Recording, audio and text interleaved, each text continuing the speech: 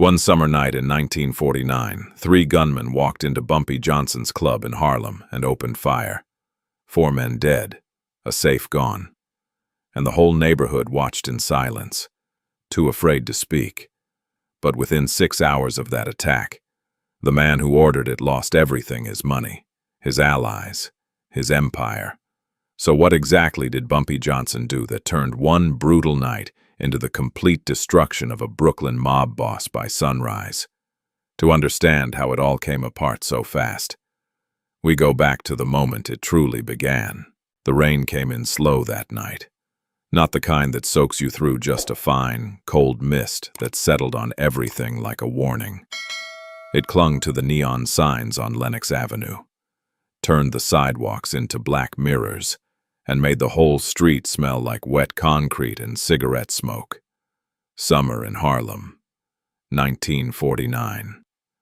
And even the weather felt like it was waiting for something bad to happen.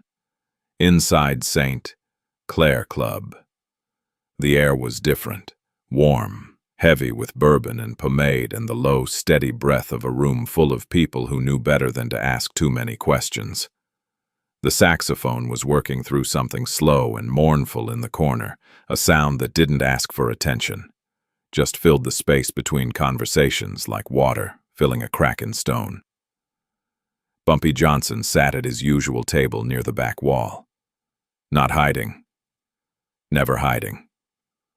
Just positioned. His chair faced the door, the bar, and the staircase all at once. He had a glass of bourbon in front of him, mostly untouched, and a cigarette burning between 2 fingers. He wasn't drinking. He was watching. He watched the way a man counts inventory, methodically, without emotion. The bartender, Marcus, who had worked that room for 11 years and never once looked a customer in the eye unless invited.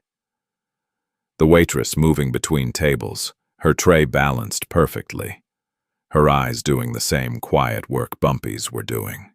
The 2 men near the front door who weren't drinking fast enough to be there for the liquor. Bumpy noticed everything. That was the job. Not the violence. Anybody could do violence. The job was attention. A folded piece of paper arrived at his table just after midnight. One of the busboys slid it under his glass without breaking stride, without looking up. Bumpy let it sit there for a full minute before he picked it up. He read it once. Then he set it face down on the table and finished his cigarette. The message was short. Vincent Morello, out of Brooklyn, was making noise. Word was he'd been talking to the numbers men on the edges of Harlem, the smaller operators, the ones who ran 2 or 3 blocks and nothing more. He wasn't threatening them outright. He was doing something worse. He was being friendly, offering protection, suggesting, very politely, that Harlem was getting too big for one man to manage alone. It was the oldest move in the book. You don't kick the door in. You knock. You smile. You make yourself useful until the man inside can't afford to tell you to leave. Bumpy had seen it done before. He had done it himself, in different rooms, in different years. He called Marcus over with 2 fingers. "Tell little Sam I want the Tuesday routes moved up to tonight," he said quietly. "All of them. No exceptions." Marcus nodded and walked away without writing anything down. That was how Bumpy Johnson ran Harlem. Not through fear alone, though fear was certainly part of it. Through systems, through people who had been in place so long they functioned like muscle memory. You didn't have to explain. You just had to speak. And the machine moved. He spent the next hour making small, careful adjustments. A word to Junie Bird, who handled security and never needed things said twice. A nod to the woman at the end of the bar, who everyone called Gracie, and who had been feeding Bumpy information about street-level chatter for going on 6 years.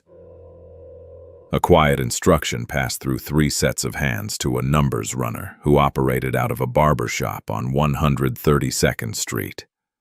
None of it looked like preparation. That was the point. Some accounts from that period, pieced together from interviews conducted years later, suggest Bumpy had already been tracking Morello's movements for several weeks before this night. Outside, the rain kept falling, thin and persistent.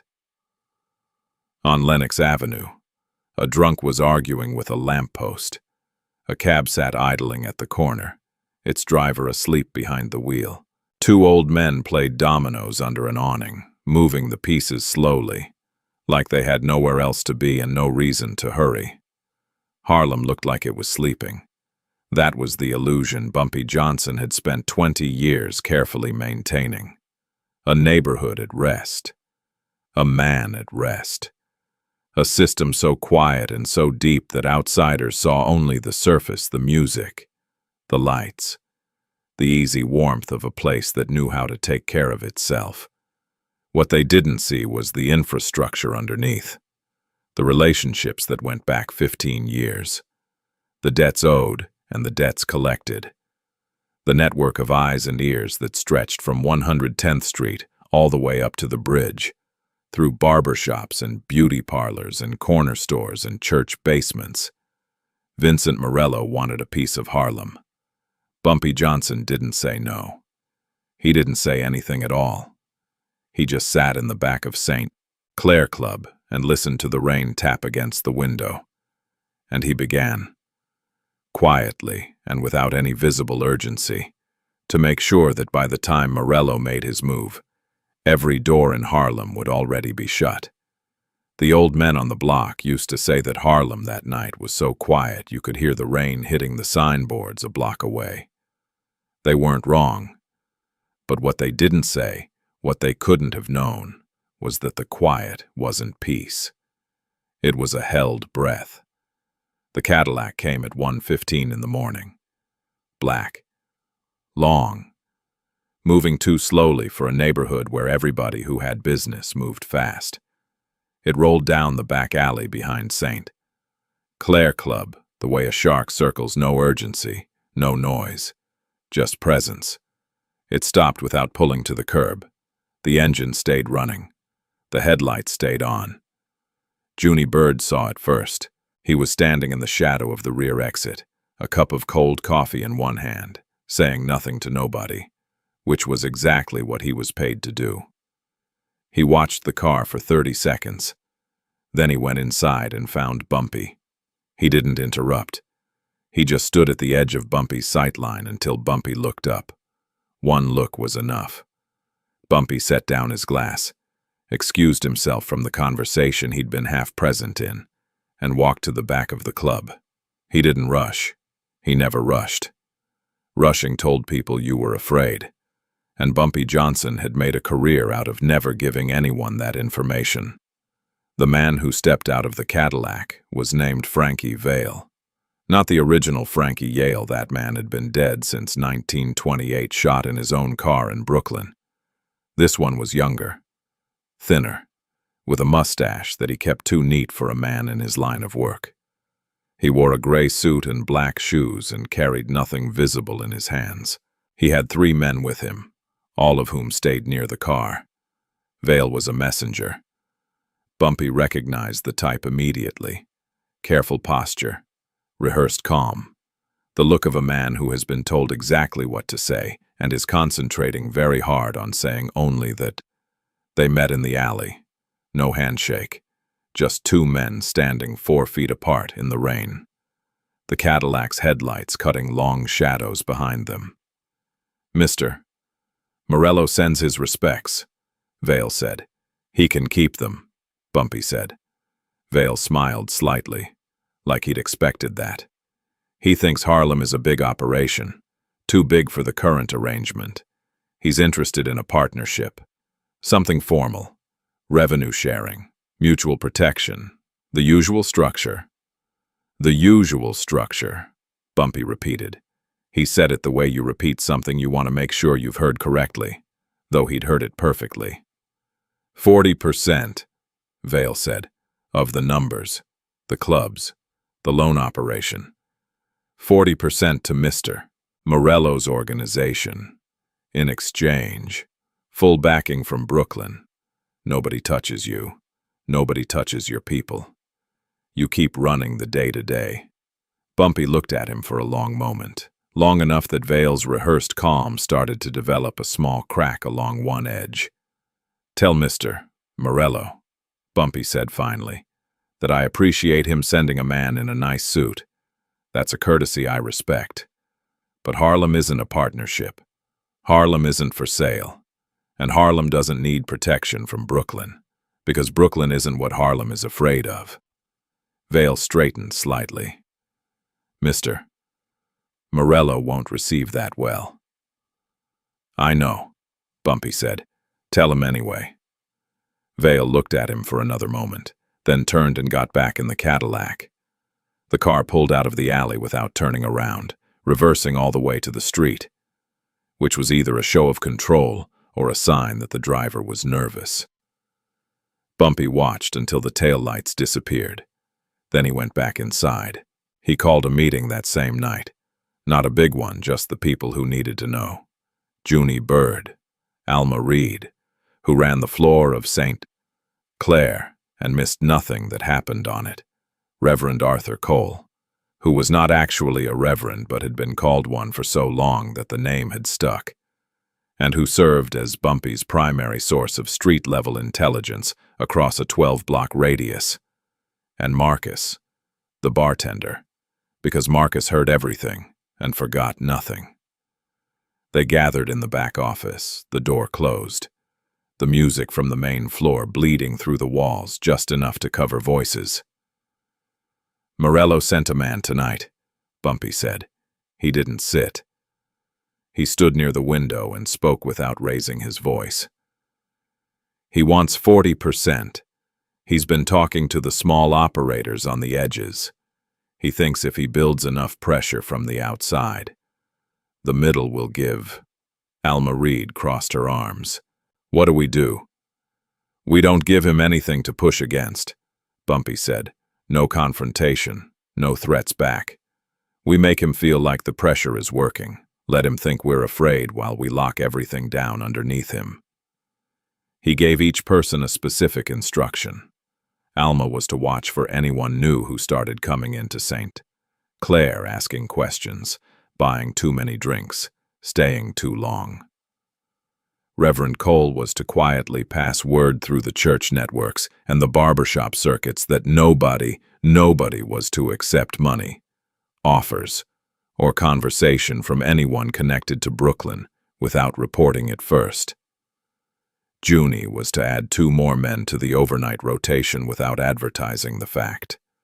And Marcus was to keep serving drinks and acting like nothing had changed. Old police blotter records from that period are incomplete, but the few that survive from that precinct mention an unspecified disturbance in the alley behind a Lenox Avenue establishment, filed as nothing, investigated as nothing, closed the same night. Nobody said Morello's name out loud again that evening. There was no point. The name was just a label for a problem.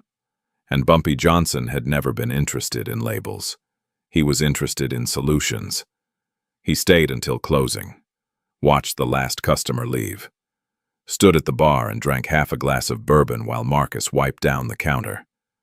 "You think he'll come hard?" Marcus asked. Bumpy set the glass down. "I think he already has," he said. "He just doesn't know it yet." Bumpy Johnson didn't sleep that night. Not because he was afraid fear was a luxury he'd stopped allowing himself somewhere around 1935 in a different room, in a different kind of trouble. He didn't sleep because there was work to do, and the kind of work he needed to do couldn't be done in daylight, in front of people, with witnesses. He started at the club. At 3 a.m., with the last of the staff gone, he walked every room of St. Clair Club with a flashlight and a pad of paper. Not the main floor, he knew the main floor like he knew his own hands. He walked the back hallways, the storage rooms, the narrow space behind the kitchen where the plumbing ran exposed along the wall, and there were 3 places a man could stand and not be seen from any entrance. He walked the staircase that led to the upper office, counting steps. noting which ones creaked and which ones didn't. He had Little Sam with him. Little Sam was not little.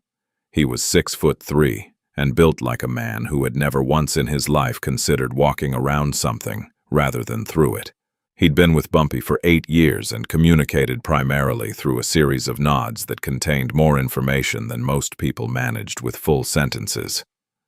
"Here," Bumpy said, pointing to a space beneath the back bar where a false panel had been installed years ago during a different kind of trouble.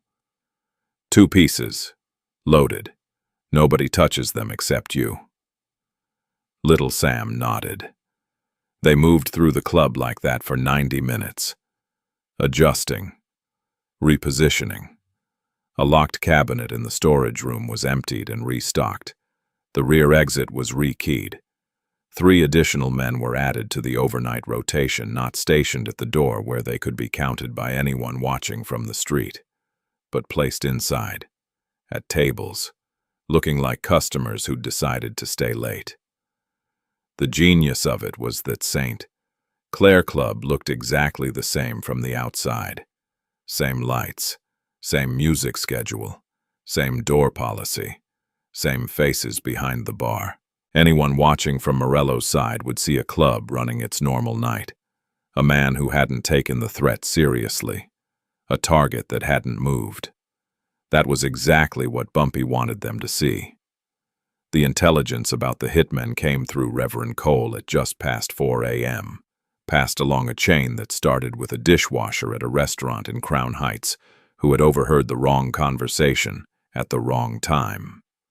The information was imprecise, no names, no exact timing, but the shape of it was clear enough. Morello wasn't going to negotiate further. He'd decided that a demonstration was needed, and the demonstration would happen at St. Clair.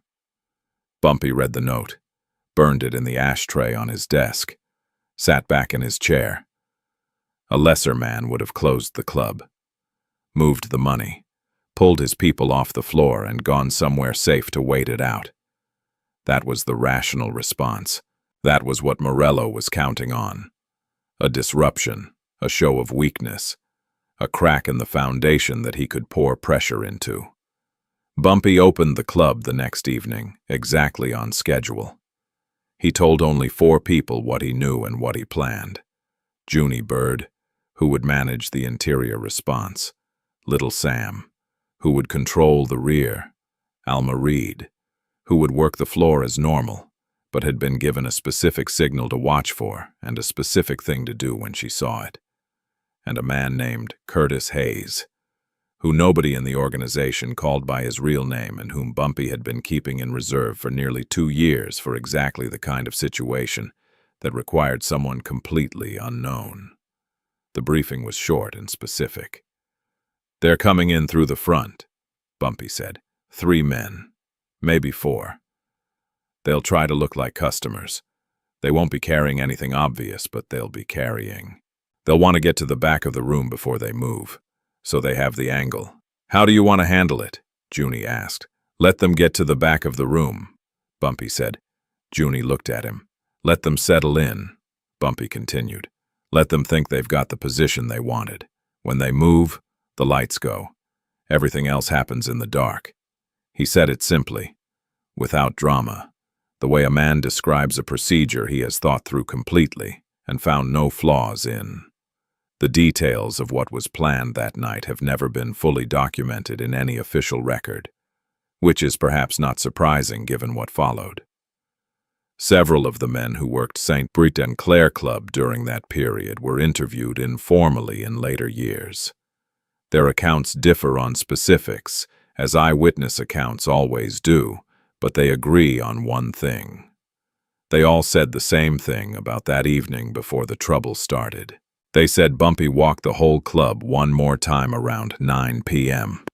While the band was warming up and the first customers were coming through the door. He walked it slowly, checked every corner, stood at the bar for a moment and looked at the room the way you look at something you've built and want to make sure is solid before you put weight on it. Then he sat down at his table, ordered his usual bourbon, lit a cigarette, and waited. Outside, Harlem moved through its night the way it always did, loud and alive and layered with 1,000 separate stories running parallel to each other in the dark. The saxophone started up around 10. The room filled.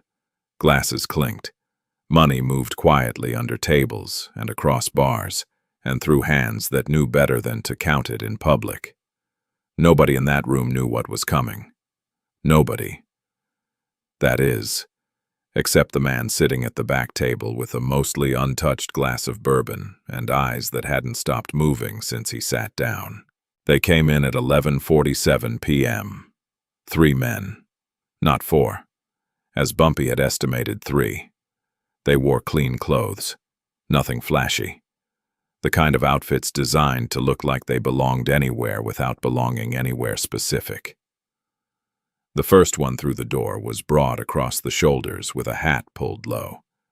The second was younger, maybe 25, with the tight jaw of someone running on adrenaline and bad decisions. The third stayed near the entrance for a moment, scanning the room the way a man does when he's looking for exits. Not entertainment. Alma Reed was at the microphone when they walked in. She was working through a slow, aching ballad, the kind that made people lean into their drinks and forget what city they were in. Her eyes moved across the room the way they always did, reading tables, reading moods. She clocked the 3 men inside of 4 seconds and didn't miss a single note. She shifted her weight slightly to her left foot. That was the signal. The 3 men moved through the crowd with practiced patience. They bought drinks at the bar, all 3 of them, which was smart, because men with drinks look like customers. They drifted toward the back of the room. Not together. Not obviously. Spreading out the way water spreads when you pour it on a flat surface. They were good at this, whatever else Morello had sent them to do. He'd sent men who knew how to move in a room. They just didn't know the room had been rebuilt around them. Little Sam had already seen them. Junie Bird had already seen them. Curtis Hayes, sitting alone at a corner table with a glass of ginger ale he hadn't touched, had already seen them and was already doing the quiet arithmetic of angles and distances that his particular skill set required. The broad-shouldered man reached into his jacket. The lights went out. What followed lasted approximately 45 seconds, though everyone who was present in that room would later remember it as lasting much longer, the way violent moments always expand in memory, stretching themselves out so the mind can find somewhere to put them. There was the sound of tables going over, heavy wood hitting the floor. There were shouts short, sharp, cut off fast. There were 3 gunshots, maybe 4. It was impossible to count in the dark and the noise. There was the smell of gunpowder, hot and acrid, cutting straight through the bourbon and cigarette smoke like a blade. Then the lights came back on. 2 of Morello's men were on the floor. The broad-shouldered one was against the back wall, held there by Little Sam's forearm across his throat. His gun already gone. His hat somewhere across the room.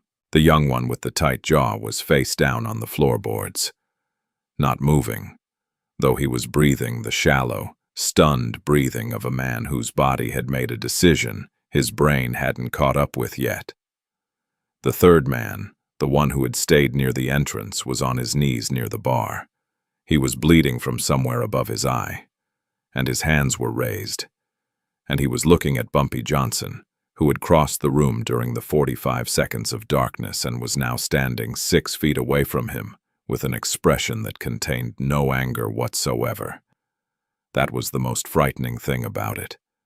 No anger, just attention. The man on his knees made a decision. Maybe it was the blood in his eye. Maybe it was the understanding, arriving all at once, that the night had gone completely wrong and was going to get worse. Maybe he just wanted to take something down with him. "Lane," he said. His voice was thick, wet. "Eddie Lane. He's the one who told us the layout. He told us where you'd be sitting. He told us the back door schedule. Eddie Lane set this whole thing up. The room was very quiet. Bumpy looked at the man for a long moment. Then he looked at Junie Bird, who was standing 8 feet to his left. Junie's face had gone completely still, in the way it only did when he was processing something that genuinely surprised him. In 8 years, Bumpy had seen that expression maybe 4 times. Witnesses who were present that night have given varying accounts of exactly what was said and done in the minutes that followed. Some details differ depending on who's remembering, but every single one of them agreed on one thing. They agreed on the silence that fell over St. Clair Club after that name was spoken. A silence so complete and so heavy that you could hear Alma Reed breathing from across the room, and the distant sound of a car horn on Lenox Avenue, and the soft, steady drip of something spilling off the edge of the bar onto the floor. Eddie Lane, the man who had worked for Bumpy Johnson for 6 years, who sat in the back office every Tuesday and Thursday and counted every dollar that moved through St. Clair Club, who knew the names of every debtor, every runner, every collection point in Harlem's numbers operation. The man who had been sitting at his usual desk 3 hours ago when Bumpy walked past and nodded at him, and he had nodded back. Bumpy turned away from the man on his knees. He walked back to his table. He sat down. He picked up his bourbon glass, which had somehow survived the chaos upright and unspilled, and he took a long, slow drink. Then he set the glass down and said, very quietly, to no one in particular, "Find Eddie." Eddie Lane was not at his apartment on 138th Street. Junie Bird and 2 men arrived there at 12:40 a.m. and found the door unlocked, the lights on, a half-eaten plate of food on the kitchen table, and a closet with gaps where a packed bag had recently been. The window facing the fire escape was open. The curtain was moving in the night breeze. He had maybe a 2-hour head start. Junie called it in from a payphone on the corner and went back to St. Clair. Bumpy was in the back office by then. The door closed. The music from the main floor silenced for the night. He sat at the desk that Eddie Lane had used twice a week for 6 years, and he looked at the surface of it, the blotter, the pen set, the small ceramic ashtray, and he tried to reconstruct the timeline in his head. Not because he doubted it. The timeline was already clear. He was doing it the way you do an autopsy, not to save the patient, but to understand exactly how the damage had been done. Eddie Lane had been skimming. That was the beginning. It almost always was. Small amounts, cleverly hidden in the column adjustments. The kind of thing that only showed if you were looking for it specifically. Bumpy's people hadn't been looking for it specifically because Eddie Lane had been dependable for 6 years.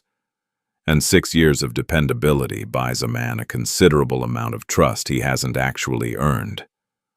Morello's people had found him, probably through the edges through one of the small operators on the periphery of Harlem who'd been talking to Brooklyn.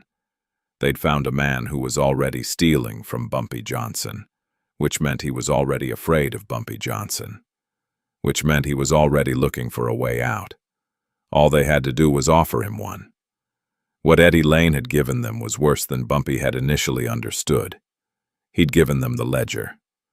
Not the physical book that was locked in a safe that Eddie didn't have access to, but he'd given them the contents of it. Names, amounts, schedules, the collection routes that Bumpy's runners used, down to the day and the hour. The addresses of the 12 largest debtors in Harlem's numbers operation. The names of the men who managed each zone.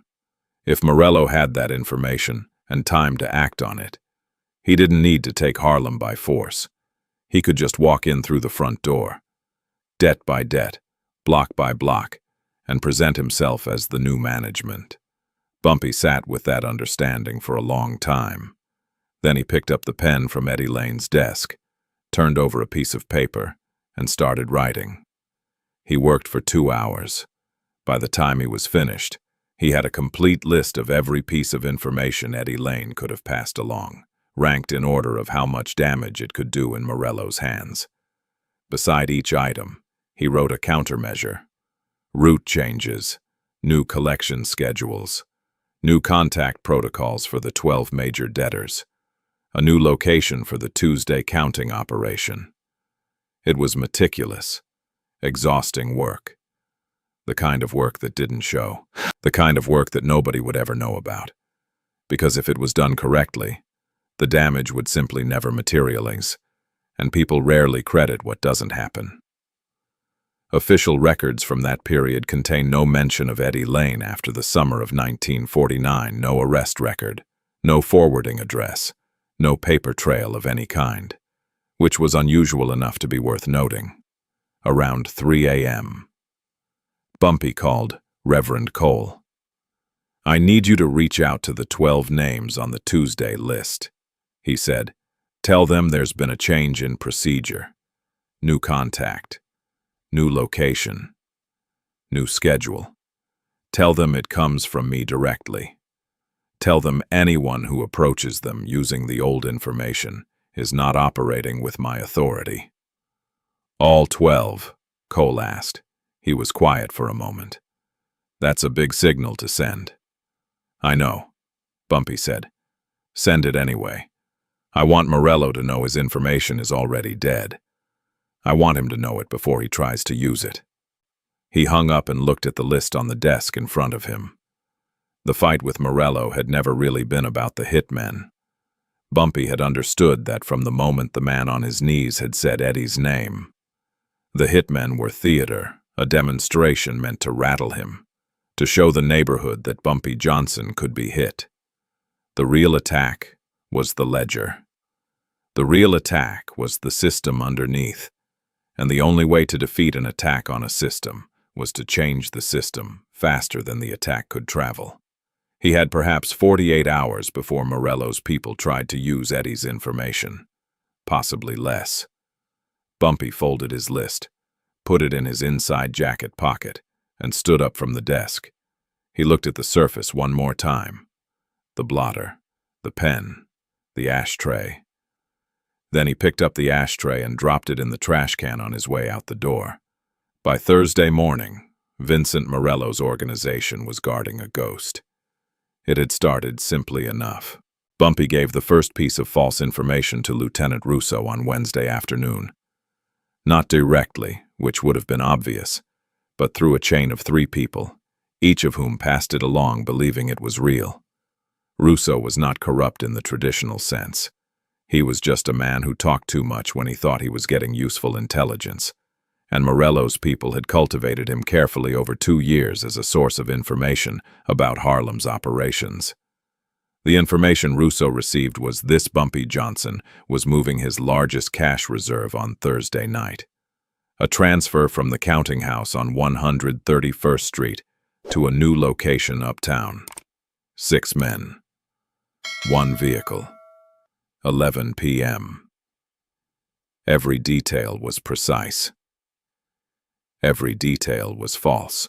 The second piece went through Hattie Snow, who ran a beauty parlor on 133rd Street and who had, without fully understanding what she was involved in, become a relay point between Harlem's street-level gossip and Morello's street-level intelligence gatherers. Hattie wasn't malicious. She was just sociable and poorly positioned. And in Bumpy's world, those 2 qualities combined into something that needed to be managed carefully. The information Hattie received was about a meeting, a sit-down between Bumpy's top numbers men at a specific address on Friday, 9 p.m., to redistribute zone responsibilities following the disruption at St. Clair. Again precise, detailed, entirely invented. By Wednesday evening, Morello had committed men to both operations. His people were watching 131st Street. His people were watching the Friday address. His people were burning resources and attention and man-hours protecting themselves from things that did not exist, chasing the shadow of a Harlem operation that Bumpy had already quietly and completely dismantled and rebuilt in a different shape. While Morello's men watched empty corners, Bumpy moved. The 12 major debtors had already been contacted and given new protocols. The collection routes had been restructured across every zone, with new runners, new schedules, new drop points that bore no resemblance to anything Eddie Lane had documented. The counting operation moved entirely new location, new personnel rotation, new procedures that left no visible connection to the old system. In the underground world Bumpy Johnson had built over 20 years, information was the architecture. Money moved through it, but information was what held it up. And he had just replaced every load-bearing wall while Morello stood outside staring at the old blueprints. The financial attack came next.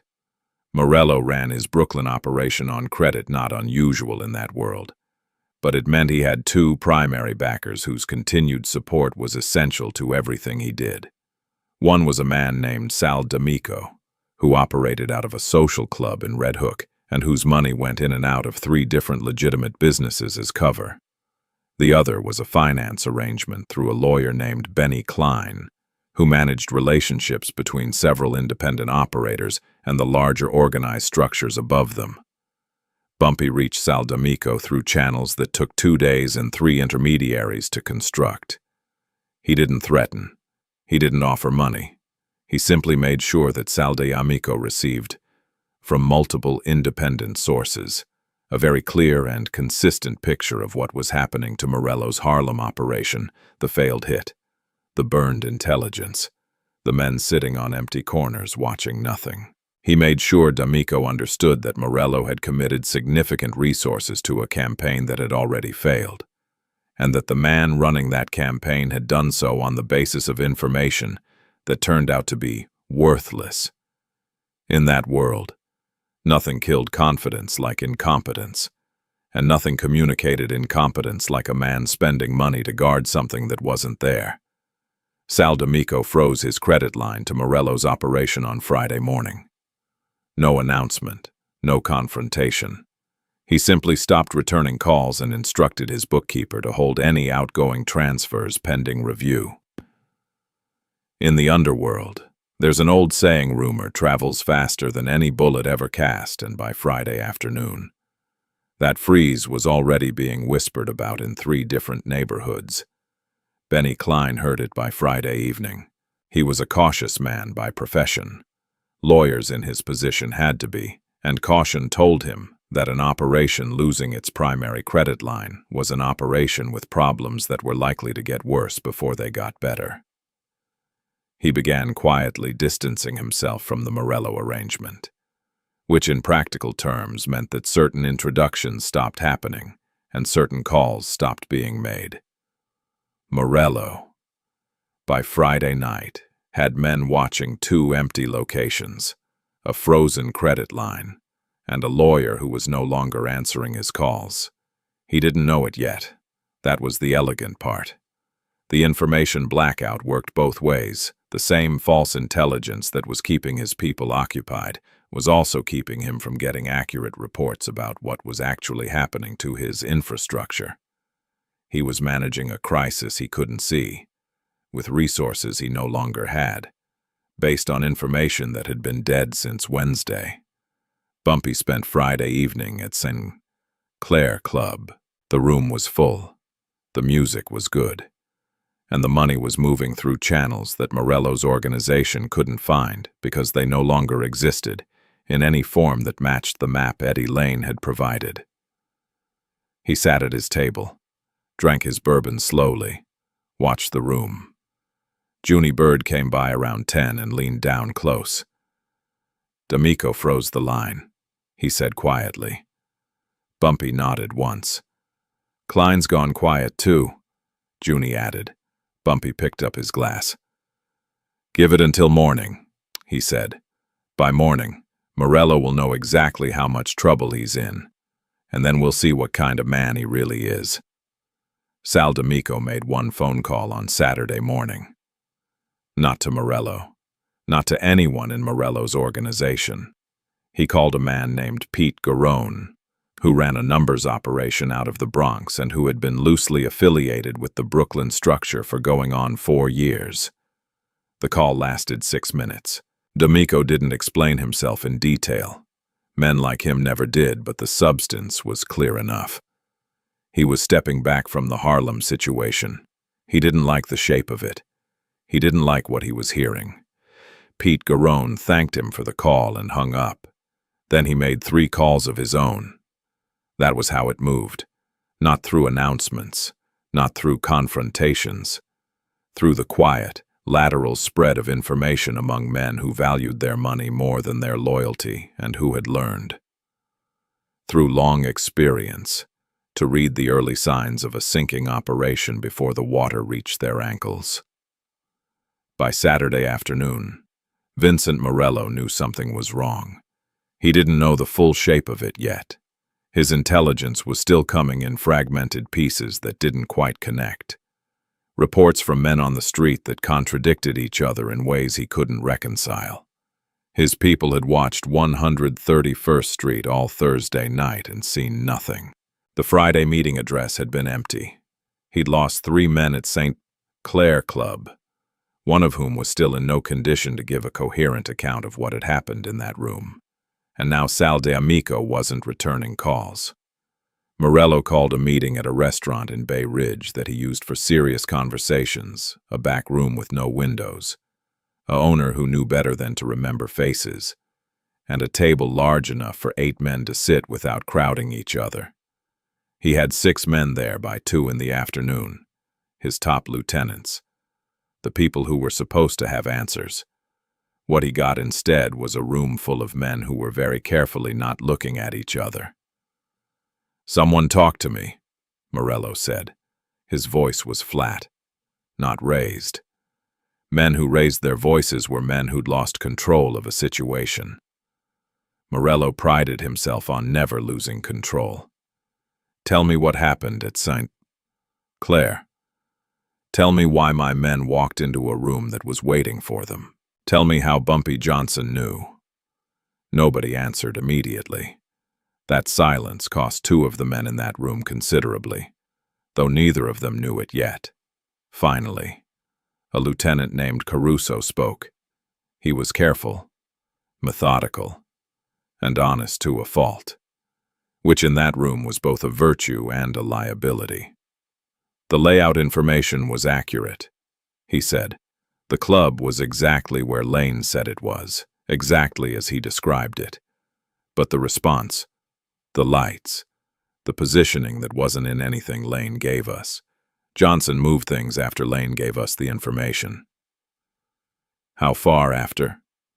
"Same night, maybe hours." Morello looked at the table for a long moment. "Which means Lane's information was already dead before we used it." "Yes," Caruso said. The room absorbed that. Morello stood up, walked to the far wall, and stood with his back to the room for 30 seconds. When he turned around, the flat quality in his voice had been replaced by something quieter and considerably more dangerous. "I want to know," he said slowly. "Who else has been talking to D'Amico? I want to know every conversation that's happened in the last 72 hours between anyone connected to this operation and anyone connected to the Harlem situation. Every conversation. I don't care how small." What he didn't know, what none of the men in that room knew, was that the information was already gone. Not just compromised. Gone. Restructured at the root.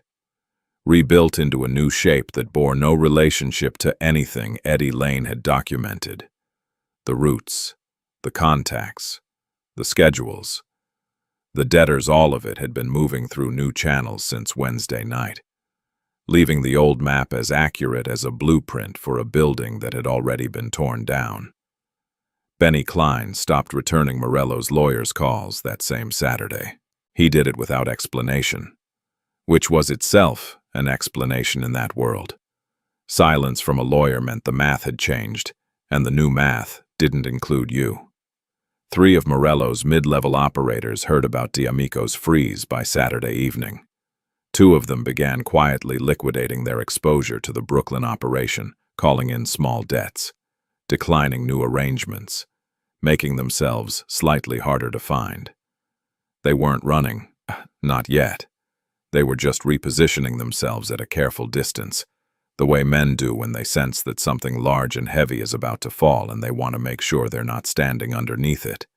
Old-timers in Harlem still talk about that weekend in the way people talk about weather they lived through carefully, with the awareness that some stories are remembered differently depending on who's telling them and what they need to leave out. By Saturday night, Morello's operation had a frozen credit line, a vanished lawyer, 3 dead or incapacitated men, and an intelligence network that was feeding him information about a Harlem that no longer existed in any form he could act on. He still had his men. He still had his name. He still had the physical infrastructure of an organization that had taken years to build. But infrastructure without credit, without allies, without accurate intelligence, is just a collection of men standing in rooms waiting for instructions that make sense. Morello gave the only instruction he had left. He decided to hit the money directly. Not the clubs, not the personnel. The collection lines. The physical movement of cash through Harlem's streets on Sunday morning, when the weekly numbers settlements moved and the largest single concentration of Bumpy Johnson's operating capital would be in transit. It was the move of a man who had run out of subtlety and was falling back on force. His people didn't tell him it was a mistake. In that room, at that table, nobody told Vincent Morello anything he didn't want to hear. That had always been his real problem. Not Bumpy Johnson, not Eddie Lane, not the frozen credit or the silent lawyer. The real problem was the silence in that back room in Bay Ridge, where 6 men sat around a table and watched their boss make his last mistake and said absolutely nothing. Morello sent 11 men into Harlem on Sunday morning. He sent them in 3 groups, staggered by 15 minutes, targeting 3 separate collection points that his intelligence had identified as the primary transit routes for Bumpy's Sunday settlements. The plan was simultaneous: hit all 3 at once, take the cash, demonstrate that Harlem's money was not untouchable, force Bumpy to respond from a position of financial weakness, make the neighborhood watch and draw the right conclusion. It was on paper a reasonable plan. The first group arrived at the 131st Street location at 6:15 a.m. The street was empty, not just of Bumpy's people, of everyone. The building they'd been told to watch was a laundry that didn't open until 9. There was no cash movement. There was no operation. There was nothing but a locked door and a handwritten sign in the window, and a cat sitting on the front step who looked at them with the specific contempt that cats reserve for men who have badly misjudged a situation. The second group arrived at the 134th Street location 8 minutes later. They found a barber shop, also closed, with a different cat and an identical absence of anything worth taking. The third group, targeting a collection point near 129th Street, made it as far as the corner before 2 of them recognized the car parked across the street. It belonged to a police detective named Hennessy, who was not known for working Sunday mornings and who was sitting behind the wheel reading a newspaper with the particular studied casualness of a man who has been told to be in a specific place and make himself visible. They pulled back without making contact. The money had moved Friday night. All of it. Every collection point. Every transit route. Every settlement schedule had been shifted 48 hours earlier and routed through channels that didn't exist on any map Eddie Lane had ever seen. The Sunday morning operation that Morello had committed 11 men to hit had been empty since Friday. Bumpy had known he was coming. He'd known before Morello had decided to come. Because the decision had been inevitable, a man with no credit, no lawyer, and no working intelligence had exactly one move left. And that move was force. Bumpy had simply made sure there was nothing for that force to land on. The calls started coming into Morello's Bay Ridge restaurant before 7 a.m. First group. Nothing. Second group. Nothing. Third group. Police presence. Pulled back. Morello sat at the same table where he'd met his lieutenants the day before and listened to 3 separate reports that all said the same thing in different words. He had swung at Harlem and hit air. What happened next moved fast. The way things move when a structure that has been under internal pressure for days finally finds the one crack it needs. Caruso called him at 7:30 and told him that 2 of the mid-level operators had stopped responding to contact. Not unreachable stopped responding. There was a difference, and both of them knew it. Unreachable meant a problem with communication. Stopped responding meant a decision had been made. At 8:15, word came through a back channel that Detective Hennessy, the one sitting outside the 129th Street location, had not been placed there by accident. Someone had called his precinct Friday night with specific information about a planned disturbance in that block on Sunday morning. The call had been anonymous. The information had been accurate enough that Hennessy's captain had sent him out as a precaution. Someone had known Morello's plan before Morello had fully formed it. That information had moved faster than his own people had. By 9 a.m., 2 of the 6 men from the Bay Ridge meeting had stopped returning calls. A third called in to say he had a family situation that required his attention and would be unavailable for the foreseeable future. The fourth called with a different kind of message.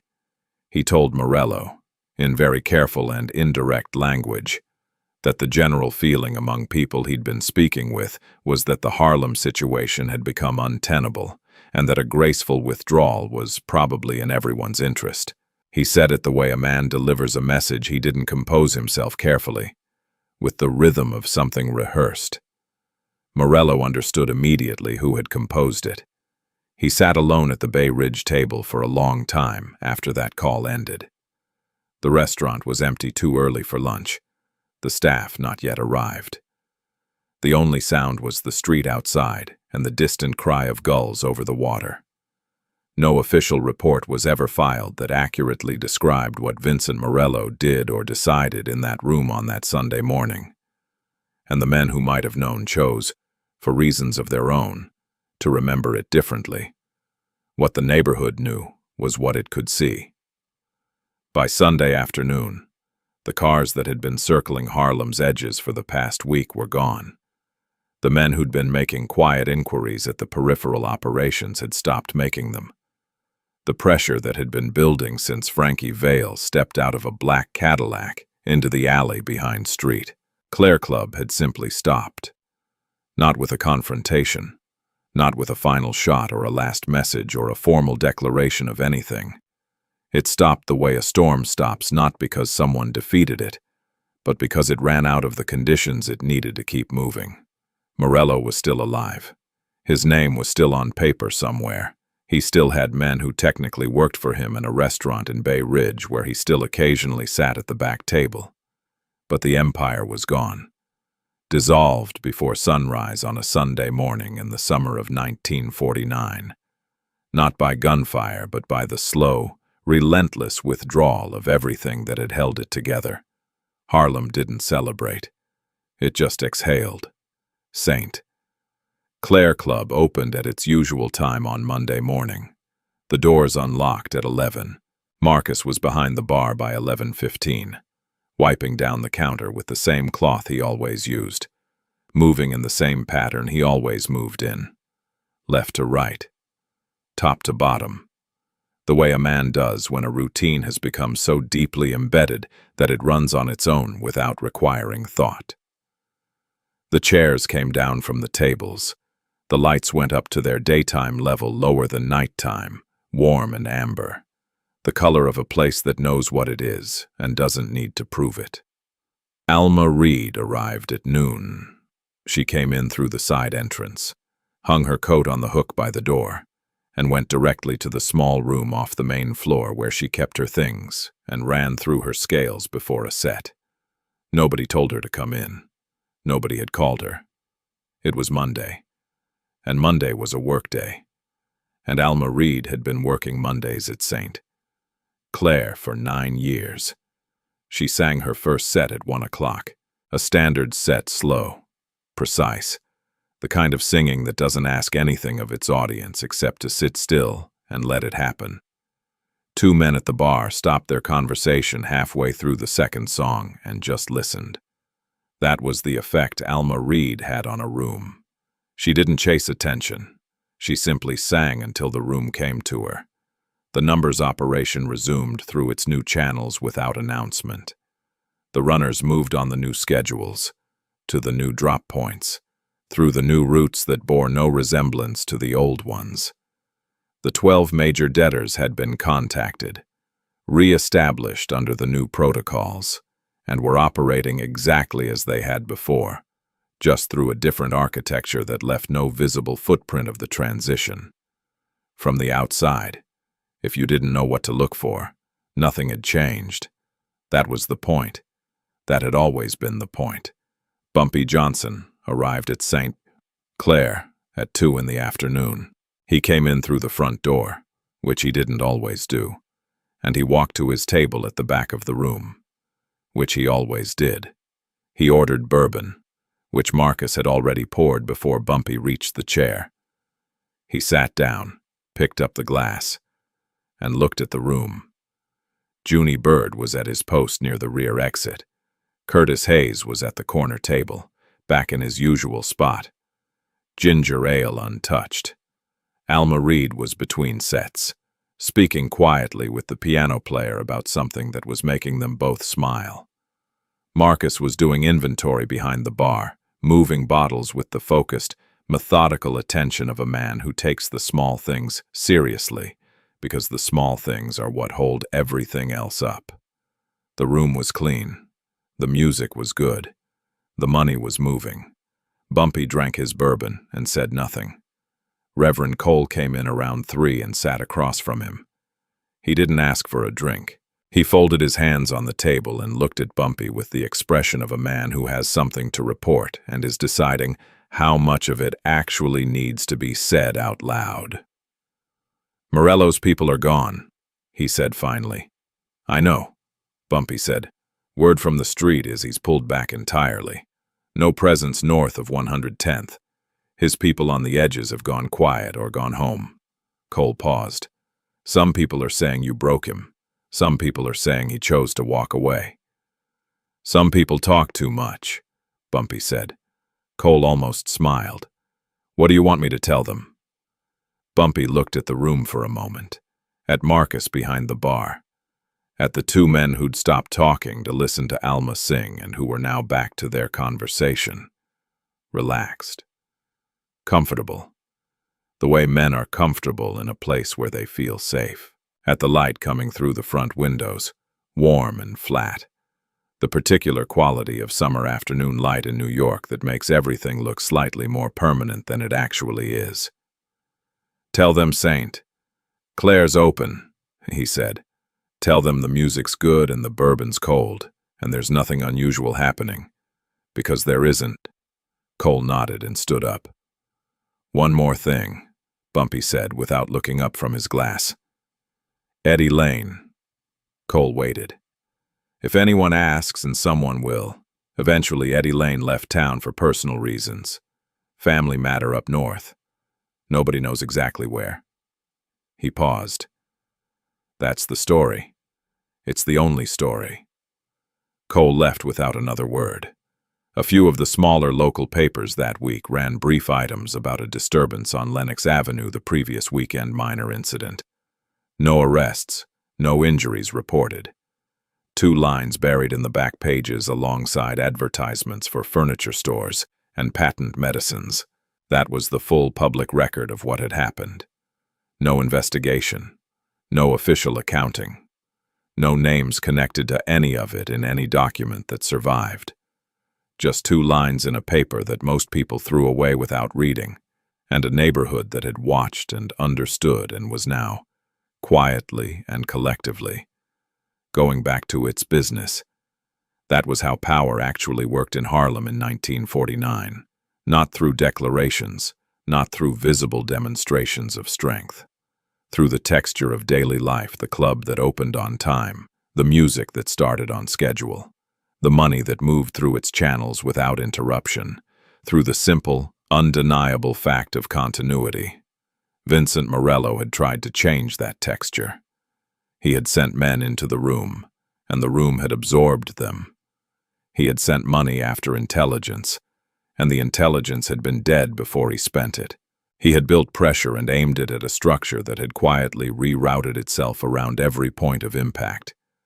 And then, on a Sunday morning in a restaurant in Bay Ridge, with no allies left and no accurate map of the territory that he was trying to take, he had run out of moves. Bumpy Johnson sat in the back of St. Clair Club on Monday afternoon and drank his bourbon slowly and watched his room run exactly as it was supposed to run. And he did not look like a man who had just won a war.